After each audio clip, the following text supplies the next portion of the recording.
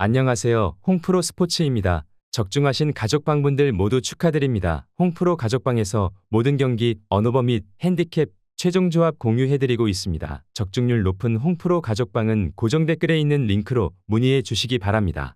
9월 22일 해외 축구 7경기 분석 시작하겠습니다. 첫 번째로 피오렌티나 대 라치오 경기 알아보겠습니다.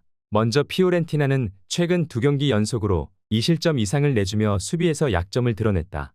아탈란타전에서는 초반 리드를 잡았으나 결국 역전패를 당하고 말았다. 도도가 상대 공격을 막지 못한 점도 아쉬웠다.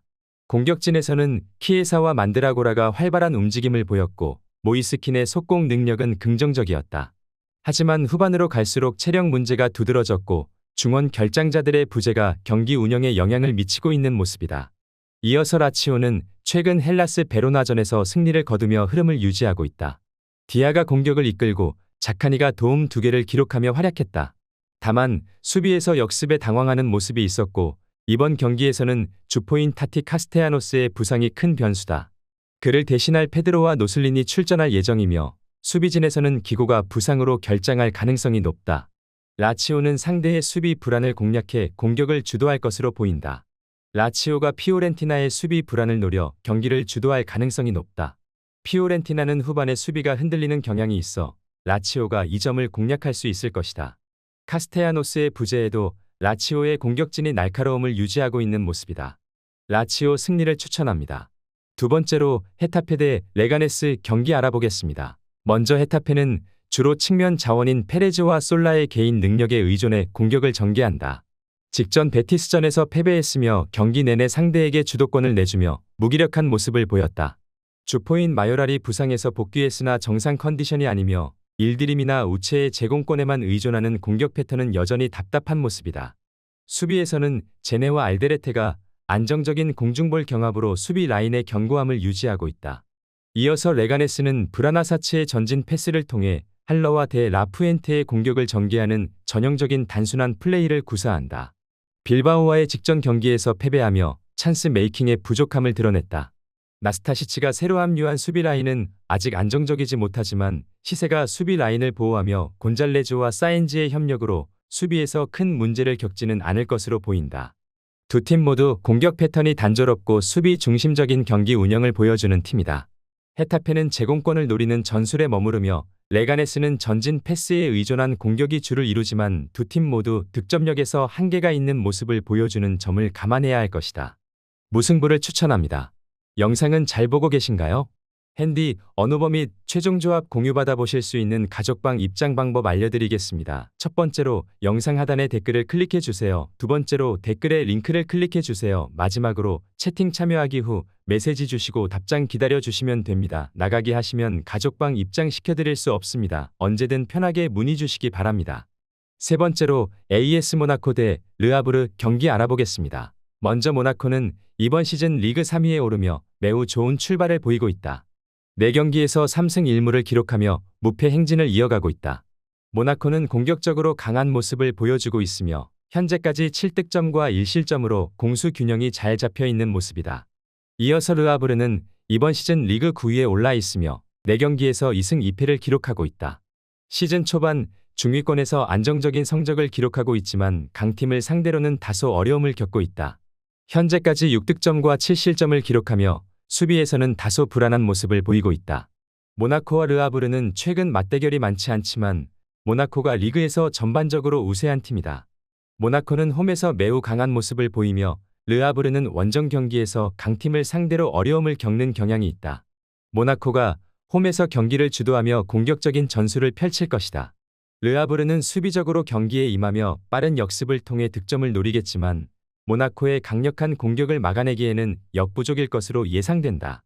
모나코는 가 중원에서의 점유율과 공격진의 활약을 바탕으로 승리를 가져갈 가능성이 크다. AS 모나코 승리를 추천합니다. 네 번째로 브라이턴 앤 호프 알비온 대 노팅엄 포레스트 경기 알아보겠습니다. 먼저 브라이튼은 최근 좋은 흐름을 이어가고 있다. EFL컵에서 울브스를 꺾으며 4라운드에 진출했으나 피로 누적이 우려된다. 페드로가 복귀할 가능성이 있지만 완전한 컨디션은 의문이다. 마치와 오라일리, 밀러 등의 부상으로 인해 중원의 창의성이 다소 부족한 모습이다. 하지만 카디오글루의 활약이 돋보이며 공격과 수비에서 고른 기여를 하고 있다. 다만 브라이튼의 풀백들이 전진 중 턴오버를 자주 내주며 역습에 노출되는 경우가 많다는 점이 우려스럽다. 이어서 노팅엄은 리버풀을 상대로 승리를 거두며 상승세를 타고 있다. 허드슨 오도이와 엘랑가의 교체 출전으로 역습의 효율성을 높였고 수비적으로도 안정적인 모습을 보였다. 브라이튼의 풀백들이 오버래핑을 자주 하기에 이들의 빈 공간을 빠르게 공략할 가능성이 크다. 다만 다닐로와 상가레의 부상으로 인해 중원 안정성이 떨어질 수 있다. 프라우스가 중원을 책임질 것이며 그의 세트피스 능력도 기대해 볼 만할 것으로 보인다. 브라이튼은 공격적인 전술을 통해 주도권을 잡으려 할 것이며 노팅엄 포레스트는 역습을 노릴 가능성이 커 보이는 매치업이다. 다만 노팅엄 포레스트는 중원 핵심 자원들이 부상으로 빠진 점이 아쉽다. 양팀 모두 득점 가능성이 높으며 브라이튼이 승리할 가능성이 커 보인다. 브라이튼 승리를 추천합니다. 영상은 잘 보고 계신가요? 핸디, 언오버 및 최종 조합 공유받아 보실 수 있는 가족방 입장 방법 알려드리겠습니다. 첫 번째로 영상 하단의 댓글을 클릭해 주세요. 두 번째로 댓글에 링크를 클릭해 주세요. 마지막으로 채팅 참여하기 후 메시지 주시고 답장 기다려 주시면 됩니다. 나가기 하시면 가족방 입장시켜 드릴 수 없습니다. 언제든 편하게 문의 주시기 바랍니다. 다섯 번째로 몬차 대 볼로냐 경기 알아보겠습니다. 먼저 몬차는 이번 시즌 4경기에서 아직 승리를 기록하지 못하며 3무 1패로 리그 15위에 머물러 있다. 4경기 동안 3득점과 4실점을 기록하며 수비보다는 공격에서 다소 아쉬운 모습을 보여주고 있다. 몬차는 주로 수비에 집중하며 경기 흐름을 안정적으로 가져가려고 하지만 결정적인 득점력이 부족한 모습을 보여주고 있다. 이어서 볼로냐는 역시 AC 몬차와 비슷한 상황에 있다. 이번 시즌 4경기에서 3무 1패를 기록하며 리그 17위에 머물러 있다. 4득점과 7실점을 기록해 수비에서 다소 불안한 모습을 보였다. 볼로냐는 경기 흐름을 주도하기보다는 수비를 강화하고 역습을 노리는 전략을 자주 사용하는 모습을 보여주고 있다. 몬차와 볼로냐는 상대적으로 최근 시즌 맞대결에서 비슷한 성적을 기록해왔다. 두 팀 모두 전력 면에서 큰 차이가 없으며 최근 맞대결에서도 팽팽한 경기가 많았다. 이번 시즌 두 팀의 경기력과 순위를 고려했을 때 이번 맞대결도 접전이 될 가능성이 크다. 몬차가 홈에서 공격적으로 나설 가능성이 크지만 득점력이 부족한 상황에서 볼로냐의 수비를 뚫기 어려울 수 있다. 볼로냐는 수비를 두텁게 하면서 역습을 통해 득점을 노리겠지만 두 팀 모두 공격력이 강하지 않아 득점이 적을 것으로 예상되는 매치업이다. 무승부를 추천합니다. 여섯 번째로 레버쿠젠 대 볼프스부르크 경기 알아보겠습니다. 먼저 레버쿠젠은 이번 시즌 초반 훌륭한 출발을 보이며 2승 1패로 리그 5위에 자리하고 있다. 특히 공격력이 돋보이며 3경기에서 9득점과 6실점을 기록했다. 레버쿠젠은 빠른 전개와 날카로운 마무리로 상대 수비를 무너뜨리는 능력이 있으며 특히 홈 경기에서 강한 모습을 보여주고 있다. 이어서 볼프스부르크는 이번 시즌 1승 2패로 리그 12위에 머물러 있다. 3경기에서 5득점과 5실점을 기록하며 수비적인 불안정함이 두드러지고 있는 모습이다. 특히 원정 경기에서 수비가 흔들리는 경향이 있어 레버쿠젠과 같은 공격력 강한 팀을 상대로 어려움을 겪을 가능성이 크다. 레버쿠젠과 볼프스부르크의 최근 맞대결에서는 레버쿠젠이 다소 우위를 점하고 있다.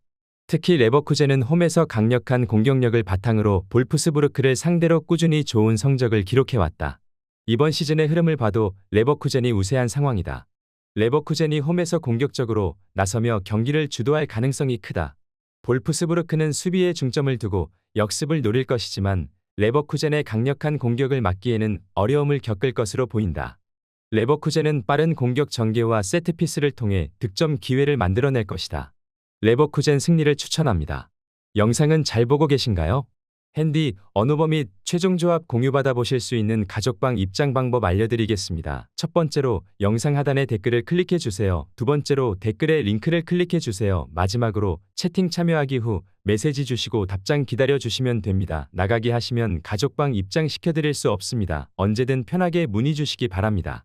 일곱 번째로 페예노르트 대 브레다 경기 알아보겠습니다. 먼저 페예노르트는 이번 시즌 1승 3무로 무패를 기록하고 있지만 무승부가 많아 승점이 기대만큼 쌓이지 않았다. 특히 수비에서는 안정적이지만 공격에서의 결정력이 다소 부족해 승리를 챙기지 못하는 경기가 많았다.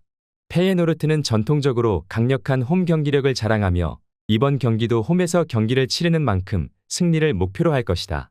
공격진의 득점력이 살아난다면 무승부를 넘어 승리로 이어갈 가능성이 크다. 이어서 브레다는 이번 시즌 2승 3패로 기복이 심한 모습을 보이며 13위에 머물러 있다. 공격에서는 간헐적인 활약을 보였지만 수비에서의 불안정성이 문제로 작용하며 다수의 패배를 기록했다. 특히 원정 경기에서 상대적으로 부진한 모습을 보여왔고 이번 경기에서도 페예노르트의 홈 강세를 견디는 것이 큰 과제가 될 것이다. 브레다는 역습을 통해 득점을 노릴 가능성이 있지만 수비의 조직력을 강화하지 않으면 어려운 경기를 치를 수 있다. 역대 맞대결에서는 페예노르트가 브레다를 상대로 강세를 보여왔다. 특히 홈에서 페예노르트는 브레다를 상대로 꾸준히 좋은 성적을 거두어 왔으며 이번 경기에서도 비슷한 흐름이 이어질 가능성이 높다.